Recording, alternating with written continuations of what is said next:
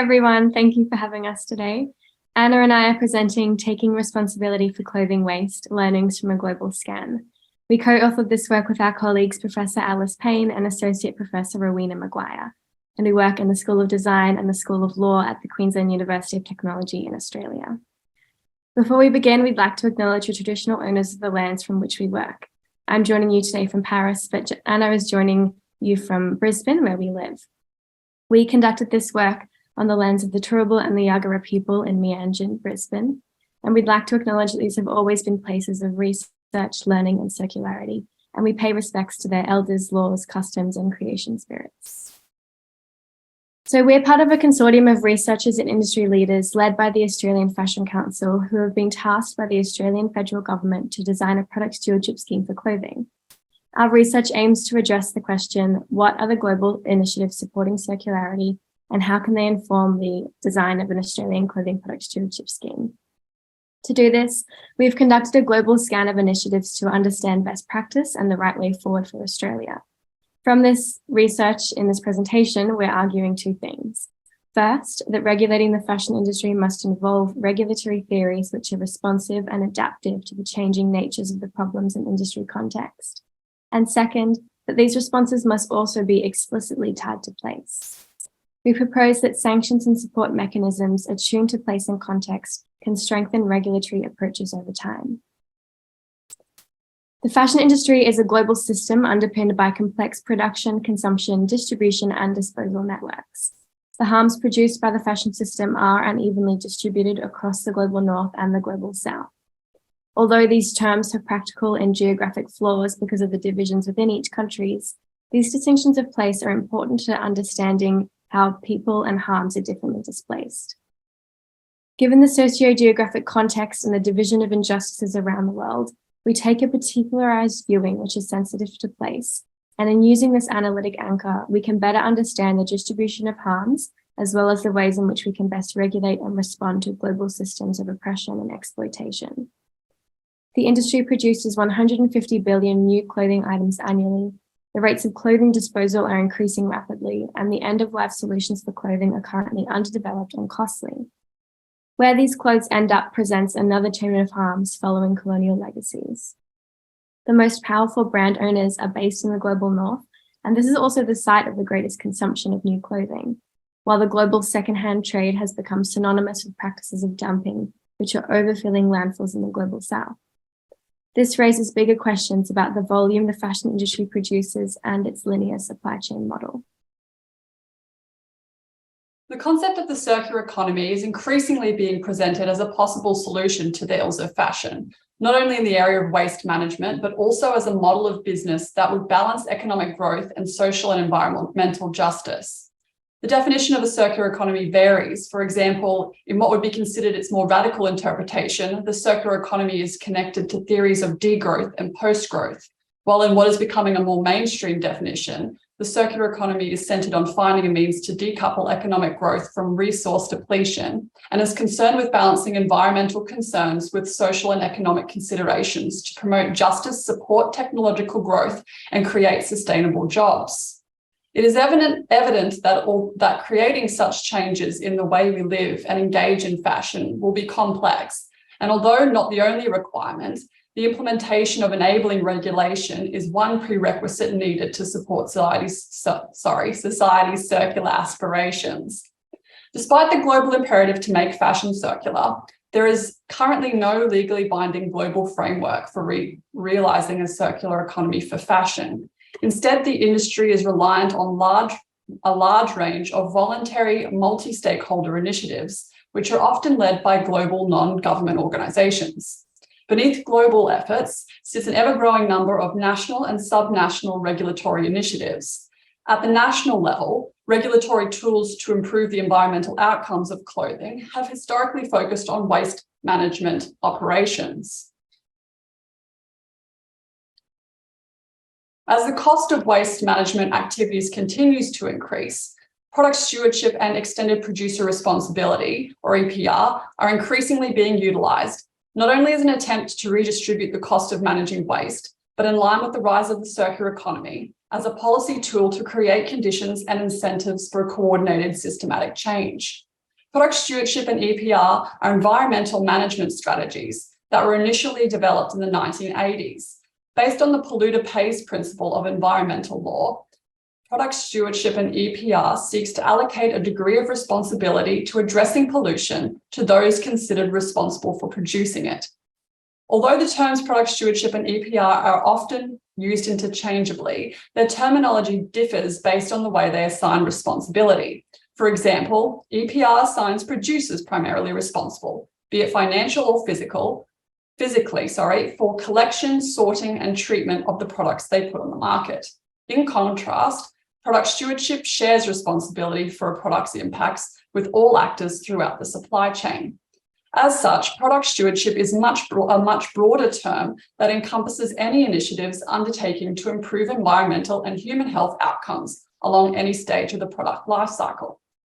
Both product stewardship and EPR are not perfect strategies, however, and each possess inherent limitations. For example, EPR is often criticised for failing to significantly influence producers to improve the design of their products, while product stewardship's reliance on shared responsibility often acts to diffuse actual responsibility and reduce accountability to meet targets and set outcomes. Because product stewardship and EPR are merely strategies, in order to implement such schemes to regulate the global fashion industry requires the use of regulation. Implementing such schemes will also require a number of design choices to be considered. For example, what entity and level will the scheme be applied to? What type of regulation will be used to implement such a scheme? And whether any regulatory theories will be drawn upon to guide the design and implementation of such a scheme. With regards to second question, various categories and types of regulations are available to regulators in the design of product stewardship and EPR initiatives. As highlighted on screen, regulation can range from light-handed, self-regulated free market approaches through to more prescriptive command and control style interventions. Starting from the left, least prescriptive, for example, information strategies, could be some sort of consumer awareness campaigns with self-regulation or voluntarism, often encompassing such things as industry agreements. Enforceable self-regulation sees industry create targets which government then approve or disapprove and then back with enforcement mechanisms. Economic instruments being regulation that establishes financial punishments or monetary incentives to influence certain behaviours. And direct regulation, might be able to work, yes, focused on direct government legislation and laws. It is necessary to also be aware of each regulatory option's inherent weaknesses. For example, voluntary schemes often lack the enforcement mechanisms necessary to make change beyond simple improvements. On the other hand, mandatory command and control regimes can dictate rules without necessarily understanding the specifics of the industry it sets targets for. And those that fail to consider relevant stakeholders during their design run the risk of being not fit for purpose and expensive to administer. Similarly, schemes that do not create review periods run the risk of becoming outdated or stagnated.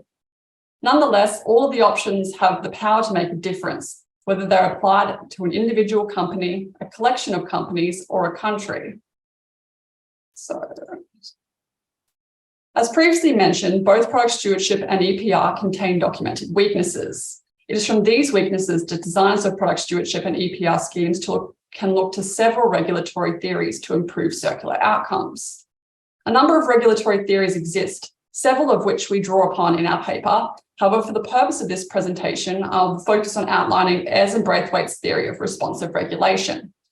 This theory recognises that although voluntary and self-regulatory options are good starting points, such regulatory interventions in isolation cannot always be relied upon to instigate notable change. Subsequently, this theory suggests a need for regulatory design that incorporates options to scale up actions to more prescriptive measures backed with heavier enforcement mechanisms until such time the public interest matter being pursued is met. This concept is visually represented by the use of the pyramid of sanctions and support as represented on the slide. These pyramids show that most regulatory action sits at the base of the pyramid, focused on attempts to coax compliance by persuasion. This is a sound base by which to begin to influence the interactions between actors and components within the fashion system. However, the authors suggest that as well as choosing the appropriate support for industry, part of the work which policymakers must do is in escalating regulatory type and associated sanctions. Moving up the pyramids of sanctions and supports offers a responsive transitional approach to regulating and strengthening responses over time and as needed. The global spread of the initiatives we studied was important to our study, so we aim to consider how the standpoint of different nations within the global fashion system can best frame their response to the unique harms most pressing for that nation. We selected 12 jurisdictions for this examination, including France, the UK, Sweden, the Netherlands, Canada, the US, Hong Kong, India, Bangladesh, New Zealand, Ghana, and South Africa. We realize that there are many more initiatives within these countries and beyond them, but we chose the spread of initiatives based on their collective nature and the unique context which they addressed. We conducted desktop research of publicly available information from industry, government, and non-government reports, market intelligence databases, and company websites. We aimed to understand how the initiative's regulatory type, what the initiative's regulatory type was, who was involved, and how it worked to promote circularity. So in Europe, some of the trends are that it's generally more socially progressive and led by European Union directives, which kind of dictate the waste management for circularity in each country. Europe is where we see trends toward more command and control style initiatives. Many nations in Europe are developing EPR schemes and have government funding or intervention in circularity initiatives. France is the only country with an extended producer responsibility scheme for textiles in the world, and it's had one since 2007. Over the years, alongside this mechanism, it has also tightened regulation with the addition of other legislations to support circularity, such as the ban on burning unsold stock. Europe is a clear leader in this space, and many jurisdictions around the world are following their lead. In North America, we see trends to favor more voluntary and industry-led initiatives. For example, Fashion Takes Action in Canada is a collective of industry leaders with varying levels of membership and different avenues for change. And Where Next in New York is an example of the necessary engagement between global and local stakeholders. It involved local government, commercial businesses, global multinational organizations, and yet still had an ability to be precisely very place-based. So in this way, it acts as a microcosm for what could happen more broadly. From this, we can see how local learnings can build global best practices. In the Asia Pacific, we see again a reliance on pilots, voluntary and industry-led initiatives. Specifically, although it's quite a jumble there, the nations undertaking more on production activities. We can see Indian and Bangladeshi schemes targeting more manufacturing-specific waste concerns, such as pre-consumer waste in the Circular Fashion Project. And finally, in the African region, we again see a focus on initiatives based on manufacturing activities as a significant area activity in this country, but also a large focus on addressing the secondhand trade. For example, the OR initiative of Ghana contains strategies that critique the colonial legacies embedded in the secondhand trade, with the scheme operating through a strong social justice lens in conjunction with circular efforts. 3 regulatory trends emerged more generally from the examination of the schemes of our 12 jurisdictions that contributed to our understanding of the current state of global initiatives addressing clothing waste. The first is the prevalence of product stewardship and EPR generally correlated to how socially progressive or neoliberal a national government is, with more socially progressive nations, such as the EU, more inclined to employ EPR schemes, while product stewardship was seen as more prominent in nations that favour more free market approaches. There is also a heavy reliance on voluntary and industry-led initiatives. Although these tend to draw upon the relevant expertise and technical knowledge of industry, because voluntary schemes lack the ability to apply weighted enforcement mechanisms, these schemes alone are not favourable for making systematic industry-wide change. This is because such schemes rely on setting less onerous targets, that can only be enforced indirectly through activities such as public shaming or such to increase industry and hold industry participation. This reliance on self-regulatory initiatives also means that those who are already in power are deciding what circularity looks like in reality. A second regulatory trend is the prevalence of smaller scale pilots or regional jurisdictions to test ideas. These were important to highlight or test new changes potentially that could benefit the circular economy greatly. And although these were essential for the testing of ideas, they are similarly limited in their ability to influence systematic change. The final regulatory trend noted is the general bias towards environmental and economic concerns in the initiatives examined, and a limited capacity of these schemes to respond to social, decolonial, or post or degrowth concerns that underpin circularity. It was also evident that waste management rhetoric still largely underpins the circular economy and associated product stewardship and EPR schemes, with job creation and the reduction of waste and carbon the most common tool for measuring success of most schemes. Whilst we can see that voluntary initiatives are well placed to begin understanding the context of the problems and ills of fashion, they obviously, as discussed, have limited capacity to address structural changes needed to achieve circularity.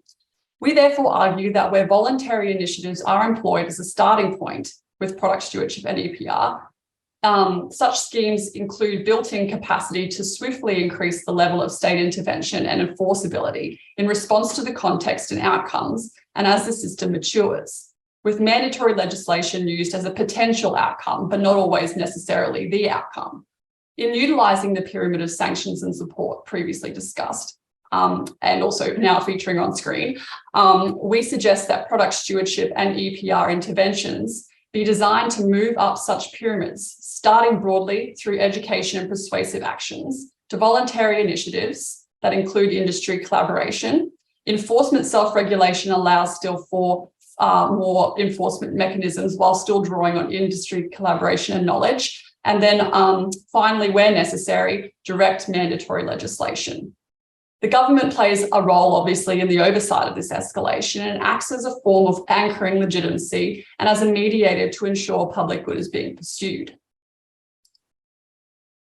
In extending the escalation up the pyramid, we argue that the fashion industry and its responses must also remain anchored in place. This is in order to best respond to the differing harms and opportunities presented by clothing waste. We are guided by the prevailing conceptual belief that true circularity on a global scale cannot and should not happen in one way. We argue that in responding to the critiques of the monolithic, neoliberal, and colonialist logics of fashion capital that produced waste, we must turn to the diverse, collective, and relational to provide a solution that transitions the industry to circularity. In addition, the turn to the local in order to address the problems of the global allows us to identify how everyday actions are implicated in the global provision of clothing. The design of EPR and product stewardship schemes must therefore be a mix of the right policy mix at the right time in the right place. Leaning into this diversity, we can also see how the idea of supporting or sanctioning via regulation is in itself embedded in a capitalist system. But within the existing regulatory structures, there are ways to influence more fundamental change. For example, education campaigns that center decolonial approaches or economic incentives to change practices. Although the pathway to a just and circular future is still clouded and the role of regulation has its limits, working within the systems we have, there is cause for hope. This global view reminds us of the particularities and nuances of place. Thank you, everyone.